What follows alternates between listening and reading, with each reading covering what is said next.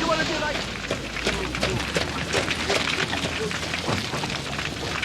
Inspector, I don't think...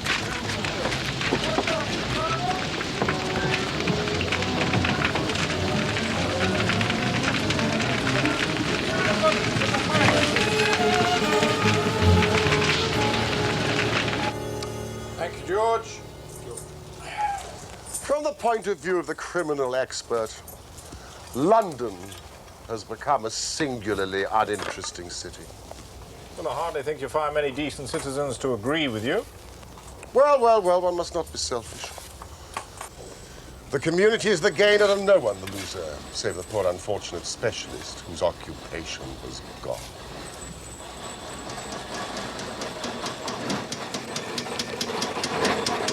The last few months haven't been totally uneventful, surely. There's the case of the papers of ex-President Murillo. And the shocking affair of the Dutch steamship Friesland, which very nearly cost us both our lives. Both of them great success. I'm sorry, Mr. Holmes is not at home. If I fail to see him now, it will be too late. But I'm sorry, I cannot help But you. it is a matter of the utmost urgency. I have already told you, young man, Mr. Holmes! Well, I must see you.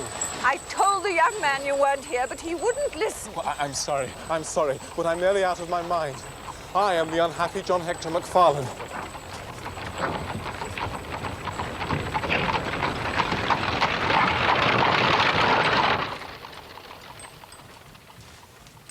Now, tell us quietly and slowly who you are and what it is that you want.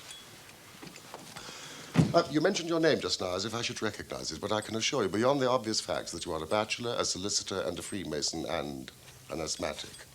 I know nothing about you whatever. Your untidy clothes, sheaf of legal papers, watch chain, and your somewhat irregular breathing. Why, yes, Mr. Holmes. I am all these things. And in addition, I am at this moment the most unfortunate man in London. Have you not read your newspaper? Not yet. Then, if you would allow me.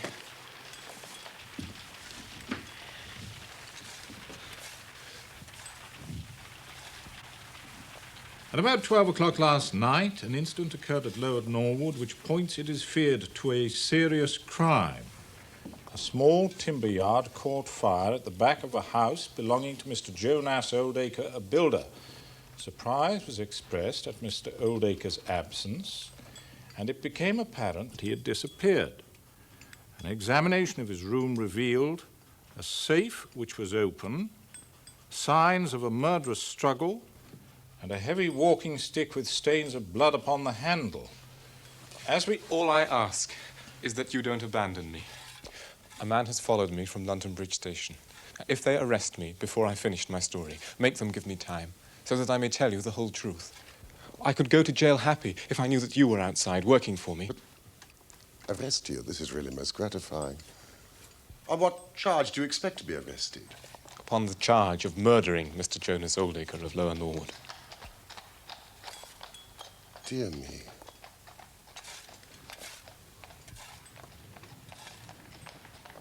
As we go to press, sensational developments have been reported.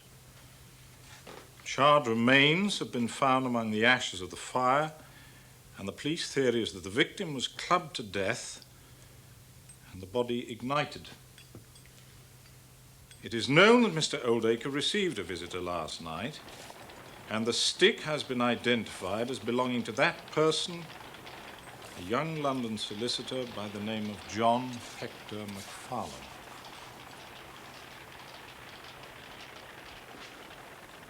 May I ask why you are still at liberty, Mr. MacFarlane? As there seems to be enough evidence to justify your arrest. I live with my mother at Torrington Lodge in Blackheath. But last night, having late business with Mr. Oldacre, I stayed at an hotel in Norwood. Mr. Holmes, I knew nothing of this affair until I was on the train to my office this morning and read what you have just heard. I saw at once the terrible danger of my position and hurried to put the case in your hands.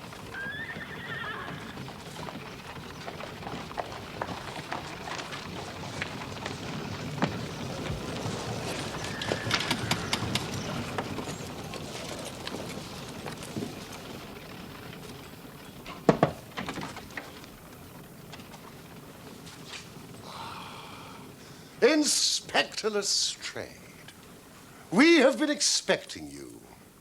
Mr. Holmes, Dr. Watson, Mr. John Hector McFarlane. Yes. I arrest you for the willful murder of Mr. Jonas Oldacre of Lower Norwood. Oh, no, but just one moment, Lestrade. Half an hour more or less can make little difference to you, and this young gentleman was about to give us an account of this very interesting affair, which might aid us in clearing it up. Well, there'll be no difficulty in clearing it up. Thank you, Mr. Holmes. Nevertheless, I mean, with your permission, I would be much interested in hearing his account. Well, Mr. Holmes, there's no denying that you have been of use to the force once or twice in the past. But I must insist... All I ask is that you should hear and recognize the absolute truth. I'll give you half an hour. Sit down, McFarlane.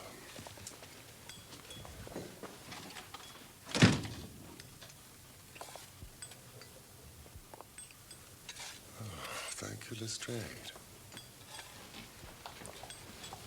We must warn you that what you say now will appear in evidence against you. Pray continue. I must first explain that I knew nothing of Mr. Jonas Oldacre, although his name was familiar to me. Many years ago, my parents were acquainted with him, but well, they drifted apart. And so it came as a complete surprise when, yesterday afternoon, at about 3 o'clock, he walked into my office in the city. Mr. Oldacre, good afternoon. I'm Mr. McFarlane. Would you care to come through? Please, won't you sit down?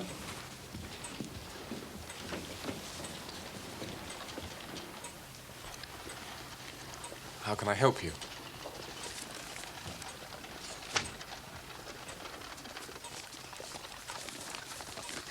This is a draft of my will.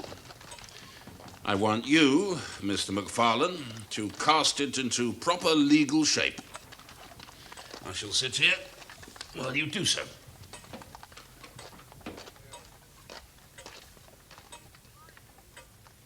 You can understand my astonishment, Mr. Holmes, when I found that, with some minor reservations, his entire estate had been left to me. But I simply don't understand. Oh, well, then, let me explain. I'm a bachelor, Mr. McFarlane, with few relatives, and none who deserve my consideration. Well, that may well be so, Let me finish. I beg your pardon. For many years now, I have withdrawn from my business. I was a builder, and though I say it myself, an extremely successful one. Successful enough to have gained considerable wealth and thus live out my life in complete, if solitary, comfort.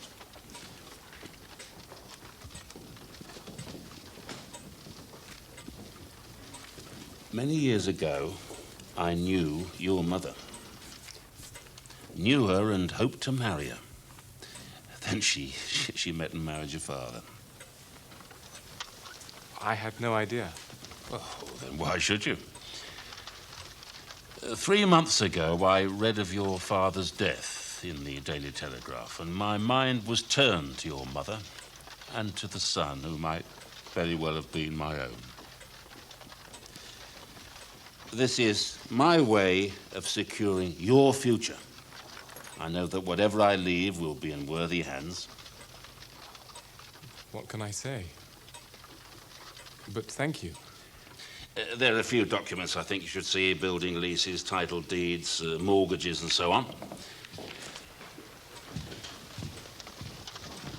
Well, now my mind's made up, I shan't rest easy until the whole thing's settled. Yes, of course. I beg you to come to my house tonight. What shall we say, 9 o'clock? Oh, why, yes. You'll, of course, bring the finalised will, and then we can settle the matter once and for all. Yes, of course. Thank you, my boy. Oh, one last thing. Not a word of this to your dear mother until everything is settled. I want it to be a little surprise for her. Little, You promise? You have my word.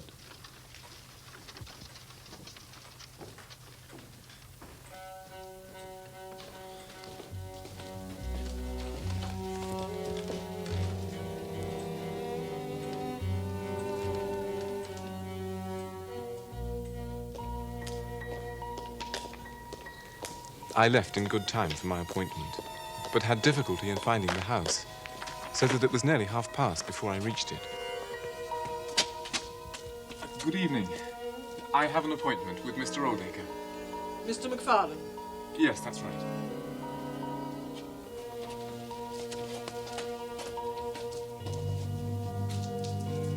It was not the warmest of receptions, and the house itself had a peculiar, unloved feeling.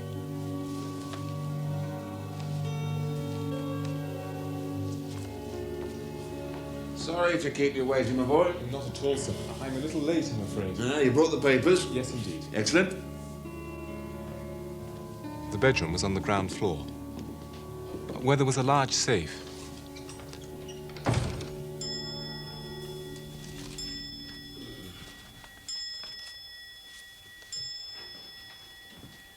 Bring the rest of those papers, my boy.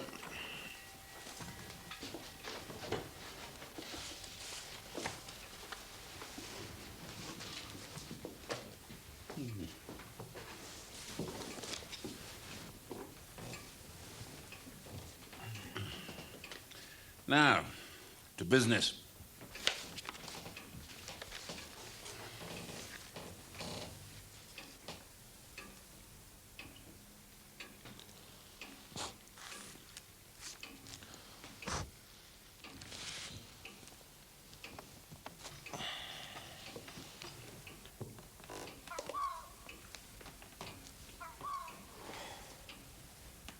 All done? Yes, sir. All done. Just seen the time, my boy. You must get home. Oh, thank you. I had a stick with me. I wonder where she put it. Rather a heavy walking stick. It belonged to my father. Never mind. I'll take good care of it until we meet again. After all, I shall be seeing a great deal of you now, I hope. Indeed you shall, sir. I left him there. The safe was open, and the documents were on his desk. It was too late to go back to Blackheath, and so I spent the night at an hotel in Norwood. I knew nothing more of this horrible affair until this morning.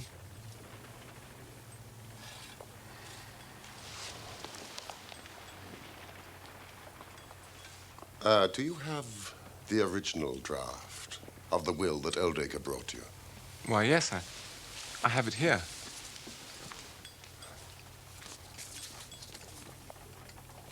May I retain this for 24 hours, Inspector? If it would amuse you. Well, anything more you'd like to ask, Mr. Holmes? Not until I've been to Blackheath. You mean Norwood? No doubt that is what I must have meant. Now, Mr. McFarlane, my constable's at the door. There's a four-wheeler waiting.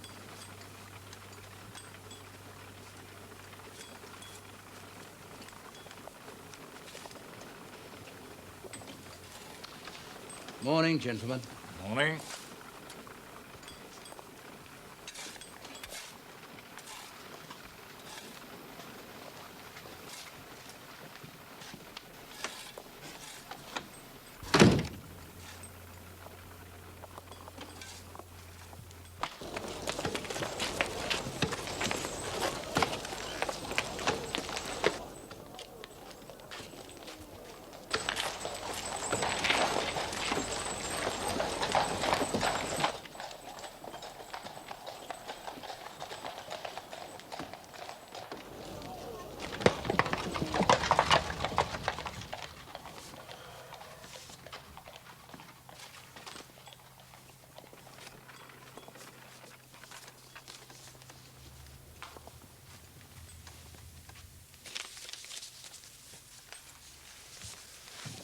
There are certain points about this document, are there not, Watson?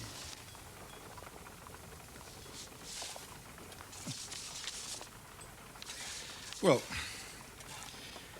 I can read the first 2 lines, and these in the middle of the second page, and 1 or 2 at the end. I mean, they're as clear as print, but the writing in between is very bad, and there are several places where I can't read it at all. What do you make of that? What do you make of it? That it was written on a train.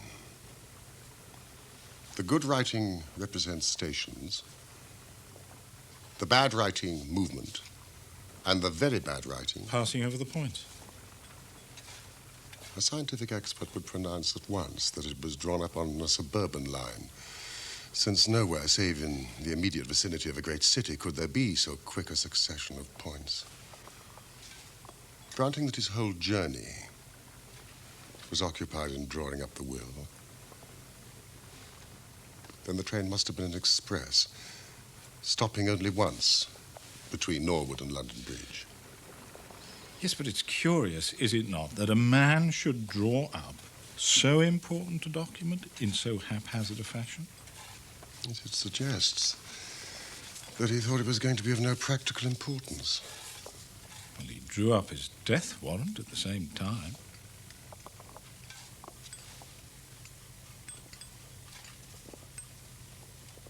This case is not clear to me. Come, Watson.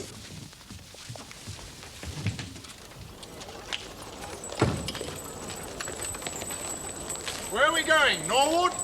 No! Blackheath! Come!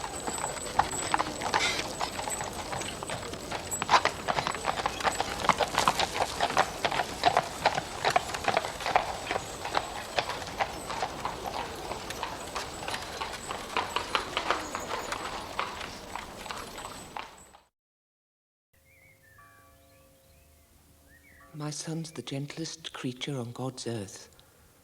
It's inconceivable he could even contemplate such a terrible crime. He didn't even know the man, Mr. Holmes. But you did, Mrs. McFarlane.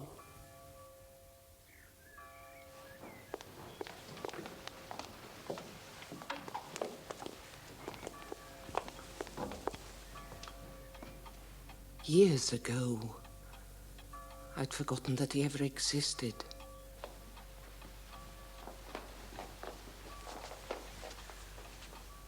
Tried to forget.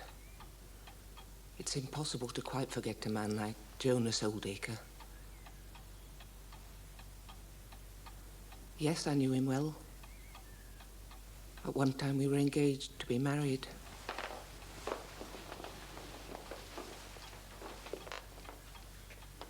Thank heaven I had the sense to turn away from him and marry a better, if poorer man. Oh, please.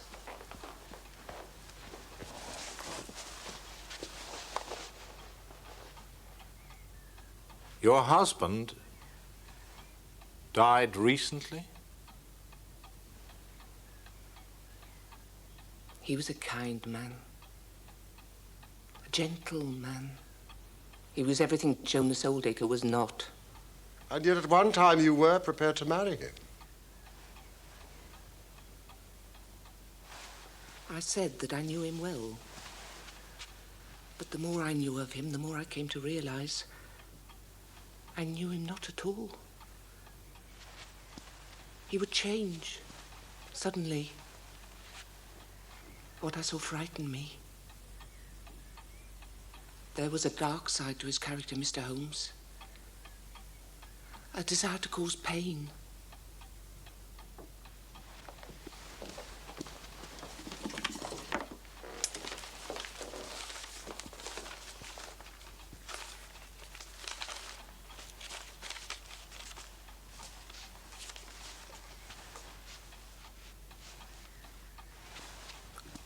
My own photograph. It was my first present to him. Good heavens. That was how it was returned to me on my wedding day. Together with a vile note urging a curse upon my house and saying he'd never forgive me. And yet he does seem to have forgiven you. After all, to leave his entire estate to your son. Neither my son nor I want anything from that wicked man, dead or alive. Mrs. McFarlane, the fact remains that the will was made.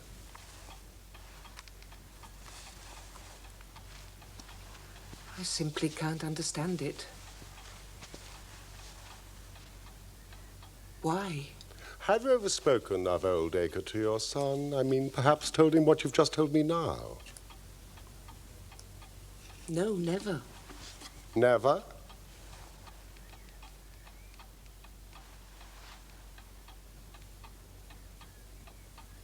He found the photograph.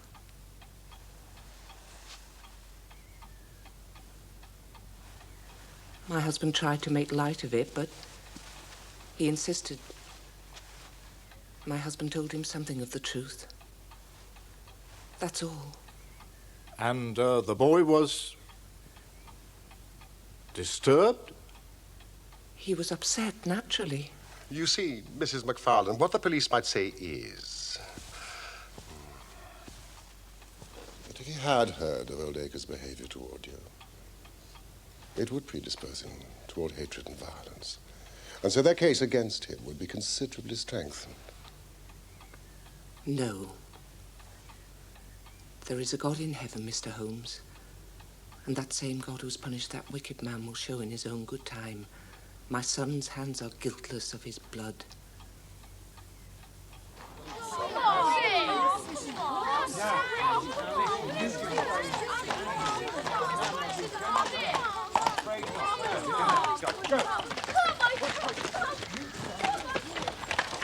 Wait here, please.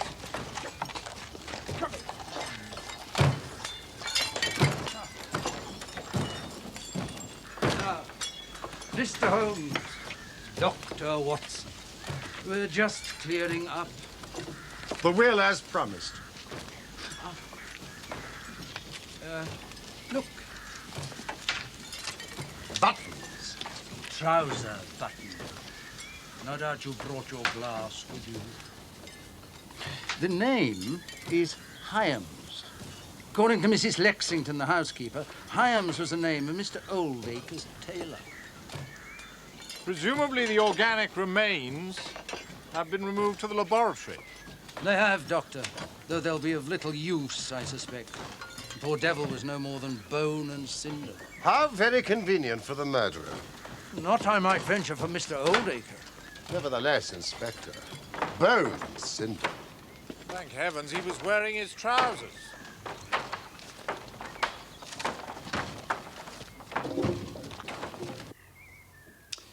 The stick belongs to the accused. He's never denied it. He says that he could not find it when he came to leave the house. Says, Mr. Holmes, says. My experts made out footmarks of both men on the carpet.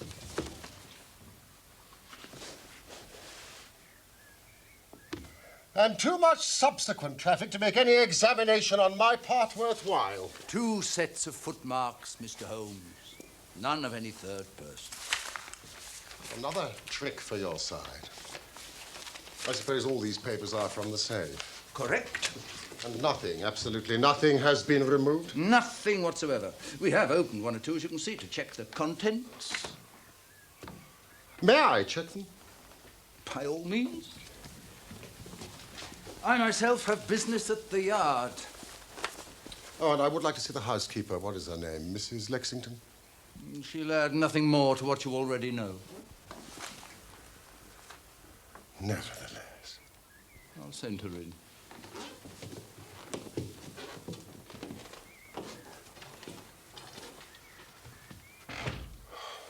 Could it be that for once Lestrade is on the right track? All my instincts are one way and all the facts are the other.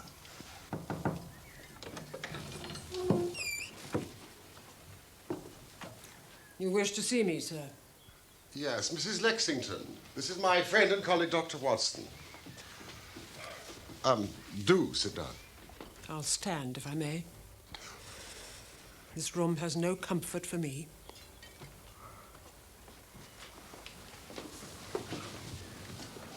You let young Mr. MacFarlane into this house at 9:30? Yes. And I wish that my hand had withered before I'd done so. And you retired to bed at? 20 minutes past 11.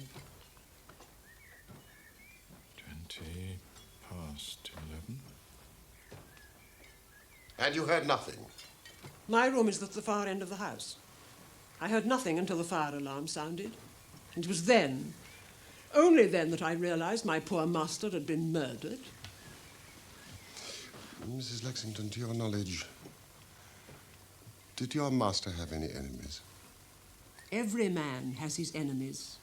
And a businessman like Mr. Eldacre, more than most, perhaps? He was a well-respected gentleman who kept himself very much to himself. Do you know anything about these papers? I know nothing of Mr. Oldacre's private affairs. The buttons that the police found in the fire. My master had 3 suits made by Mr. Hyams. 2 are still in that wardrobe there, and the 3rd he was wearing that night. Thank you, Mrs. Lexington. You have been most cooperative.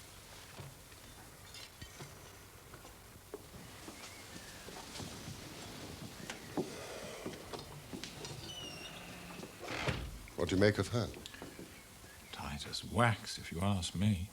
But then, perhaps that's her usual manner. It's all wrong. I feel it in my bones. Something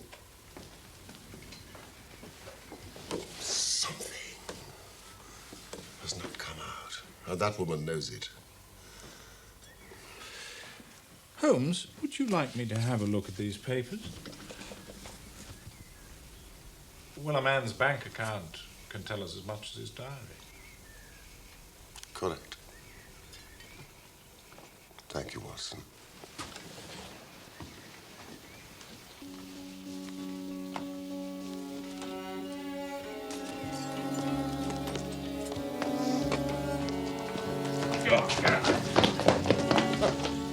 It's all right, Constable. I'm just stretching my legs. I'll watch them.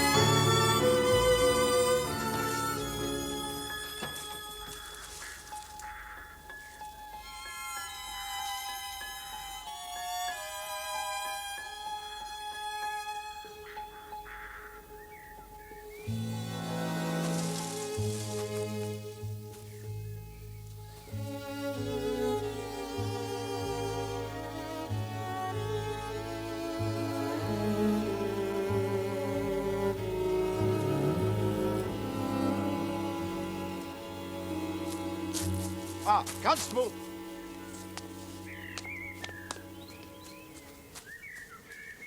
Are you a local man? Born and bred, sir. Not half a mile from here. Excellent. And perhaps you can offer me some local knowledge. I'll do my best, sir. I'll most certainly do my best.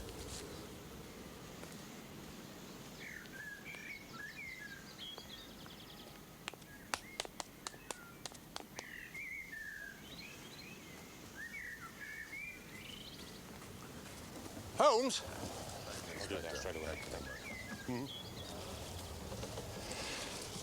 Lestrade did say that no documents had been removed. Yes. That's what I thought. You found something? No, it's what I haven't found that interests me. There are certain cross-references to various deeds, valuable deeds, none of which I can find.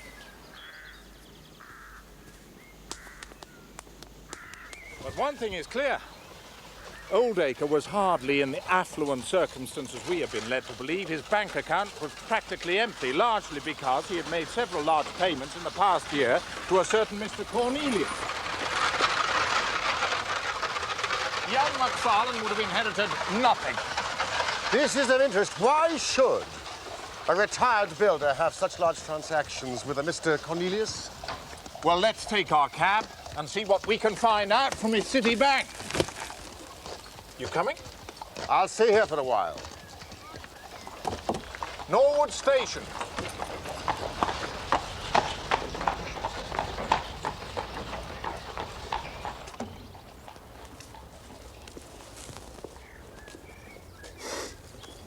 So you're not going back to London with your friend, then? No. Not yet, anyway. I do hope my presence doesn't inconvenience you. Oh, by the way, I should warn you, I found an undesirable lurking about by the gates. I saw him off... Undesirable? A tramp, Mrs. Lexington, a gentleman of the road. They'll get nothing here. Ah.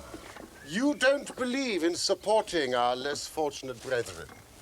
I work, so can they. Quite so.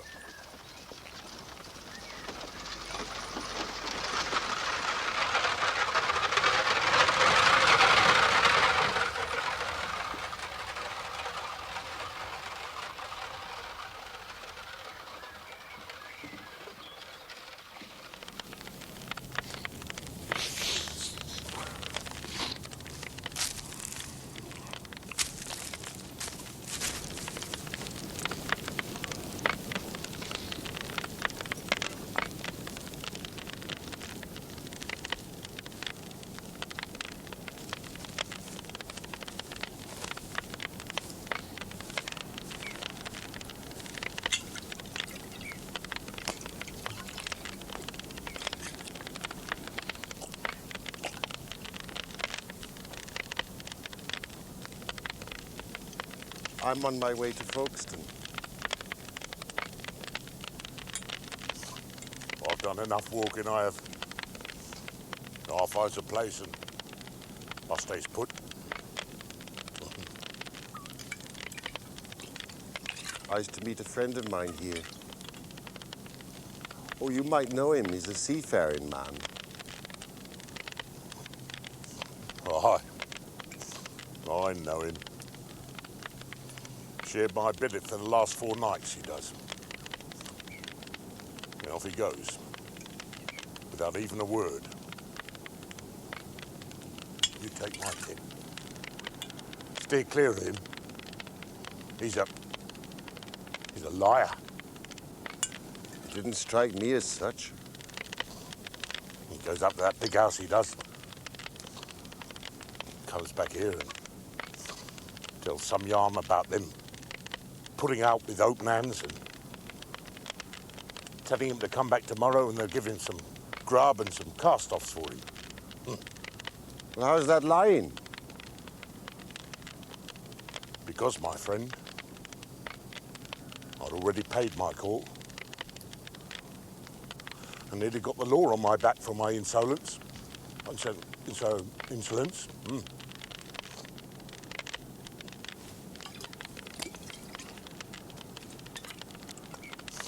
Perhaps he told him a pleasing tale. Are you saying that a drunken sailor has more to offer than the sergeant in the 22nd? No. No. He's a liar. He says, whatever I get, he says, I'll share with you, shipmate, he says. Off he goes. Not a sight of him since.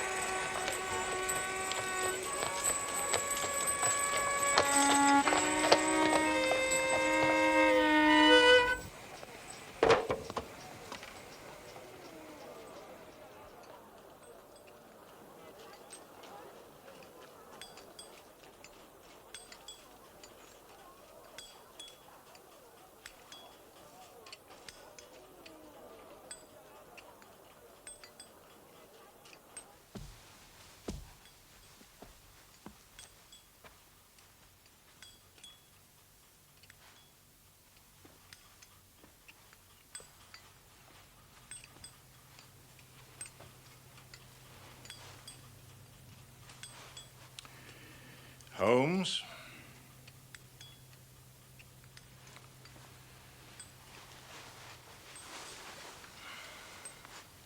You must permit yourself some food. You must eat. At present, I cannot afford energy and nerve force for digestion. Well, you must if you intend to pursue this case. I fear, my dear fellow, that our case will end ingloriously by Lestrade hanging our client. Which will certainly be a triumph for Scotland Yard. There's a telegram.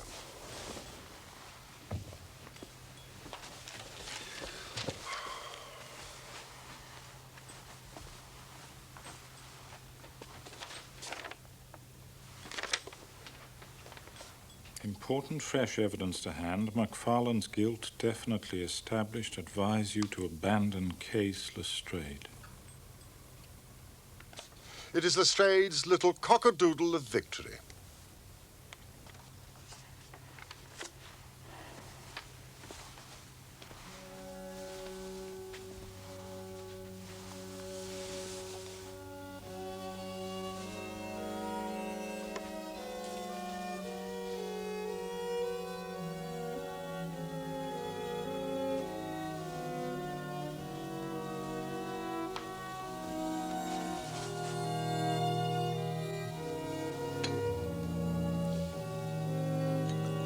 Let's have some breakfast. And then go out together and see what we can do. I feel as if I shall need your company and moral support today.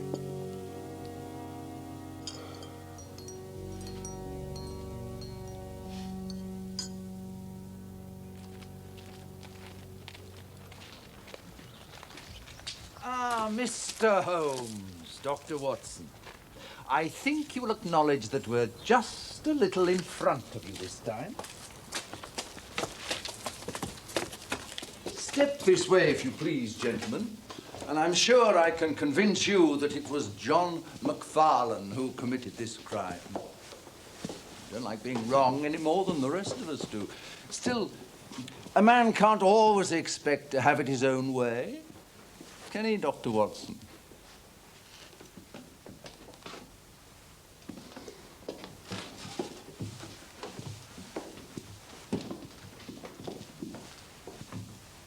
This is where the housekeeper left MacFarlane's hat and stick, and this is also where he would have come to collect his hat after the crime was committed.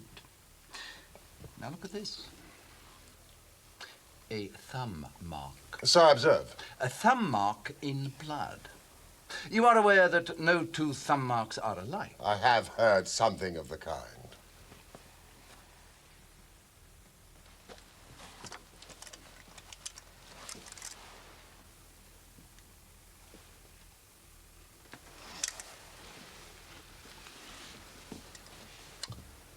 Identical.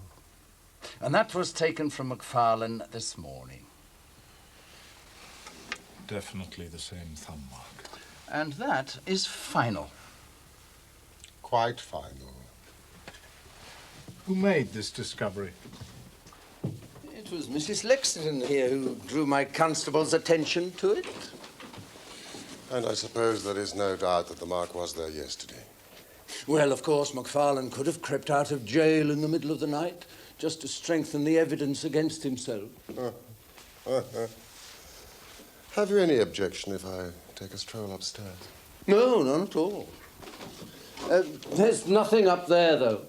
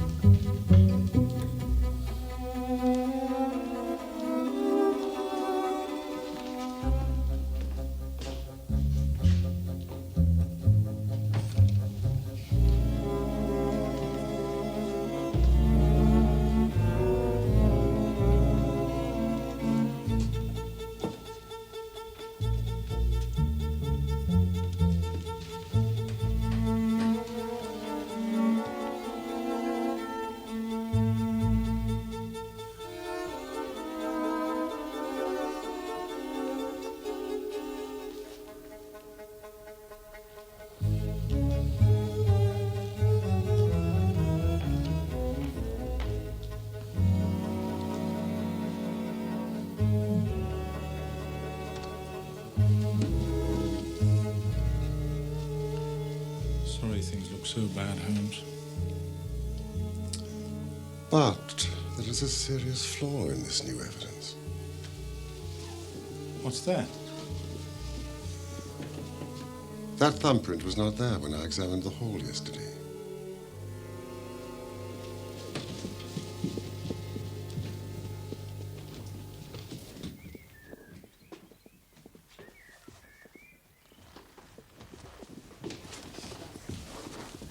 Inspector Lestrade, I cannot help thinking your evidence is incomplete. What do you mean, Mr. Holmes? Only that there is an important witness that you have not yet seen. You can produce this witness, can you? I think I can. Well, then do so. I'll do my best. How many constables have you? 3 within call. Excellent. I assume that they are able-bodied large men with powerful voices. No doubt that they are, yeah. In the outhouse, there is a quantity of straw, and I would like 2 bundles brought in. Straw? And 2 buckets of water. Water? Ask them to bring it to the top landing, will you?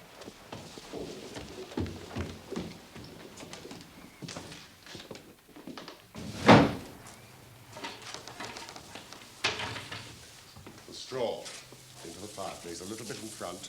2 buckets of water to that side,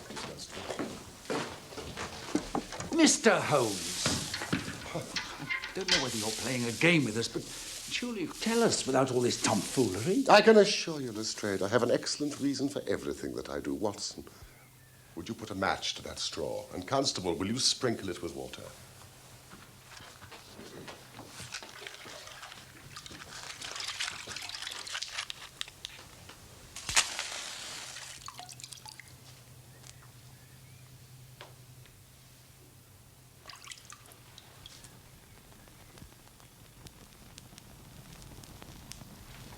Now, we must see if we can find this witness for you, Lestrade. Gentlemen.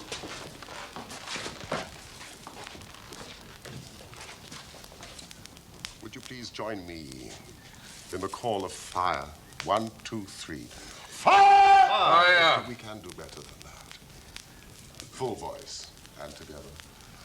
Fire!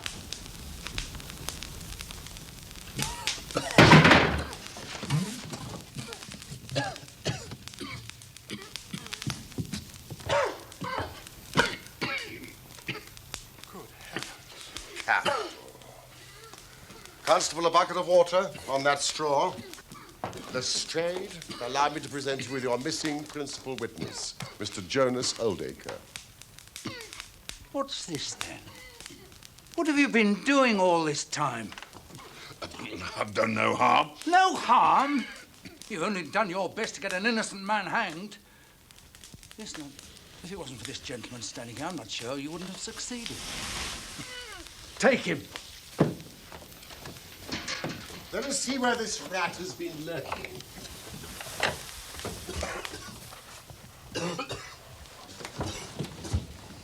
Now, you see the advantage of being a builder. He was able to fix up his own little hiding place without any confederate. Save for that precious housekeeper of his, whom I should lose no time in adding to your bag, Inspector. And these are the missing papers, no doubt. No doubt whatsoever. Constable, find the housekeeper. How did you know about that place, Mr. Holmes? When I compared the proportions of this room with those of the room below, I deduced that this fireplace wall was false. Oldacre clearly had a great deal of nerve, but not enough, I fancy, to lie quiet before an alarm of fire.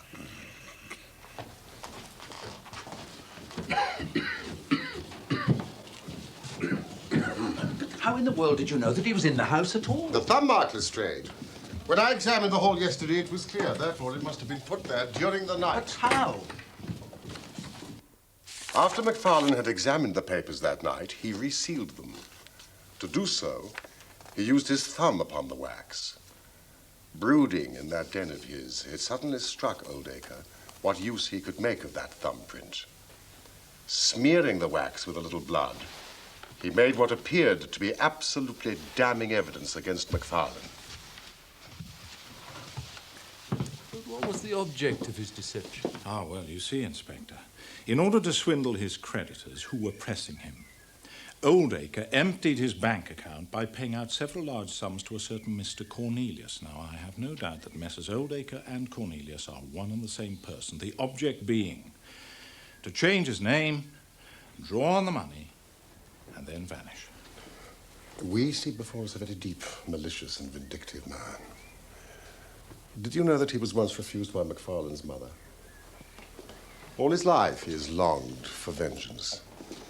If he could give the impression that he was murdered by the only child of his former sweetheart, what more bitter revenge?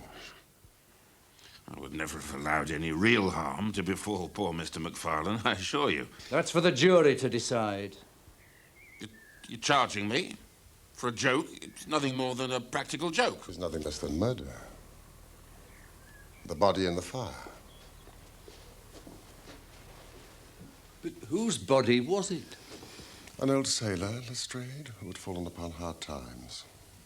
When I examined the ashes of that fire, I discovered that your experts had missed this. It is a tooth of the great white shark. And you see that it has been lightly carved. It is typical of the work carried out by seamen. Well, this isn't evidence enough to show who died in the fire. I know for certain that on Monday, the day before the murder, a tramp called at this house. Yet when I questioned the housekeeper, she assured me that no such tramp would ever be welcome. Not only was his reception welcoming, but the man received some of Oldacre's clothing. Yesterday, near the front gate, I found the calling card that he left, a coded sign advising his fellow travelers of a charitable welcome.